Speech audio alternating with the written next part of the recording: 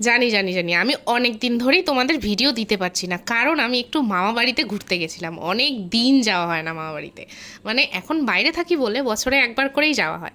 আর আমি, আয়ুষ আর ভাই তিনজন মিলে কিছুদিন আগে ঘুরতে গেছিলাম নদীর জল দেখতে, কারণ কন্টিনিউয়াসলি বৃষ্টি হয়ে যাচ্ছে আমাদের ডুয়ার্সে, আর প্রতিদিন এত পরিমাণে বৃষ্টি হচ্ছে নদীতে প্রায় বন্যার মতন অবস্থা।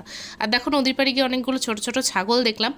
আর পাশেই এখানে একটা বাঁশের সাঁকো ছিল, যেখানে বসে সবাই ওই তাস ফাঁস খেলছিল। আর তার কিছুক্ষণ পর আমরা আরেকটা বড় নদীতে চলে গেছিলাম জল দেখতে। দেখতে পাচ্ছ কীরকম জল হয়েছে। আর নদীর পাশেই এখানে একটা ব্রিজ আছে, গাছতলার থেকে এই ফলগুলো পড়েছিল, তোমরা জানলে কেউ বলো প্লিজ এইগুলোকে কি বলে। সুন্দর সুন্দর ছোট ছোট ফল। আর এই জমিটাতে আমরা গেছিলাম যেখানে অনেক ফসল হয়েছিল, আর ফাঁকা মাঠ দেখতে কারই না ভালো লাগে। আর লাস্টে ফিরে আসার সময় ফুচকা খেলাম আমি, ওরা বাড়িতে চলে গেছিলো, ফুচকা খেয়ে মিশাল খেয়ে বাড়িতে চলে এলাম।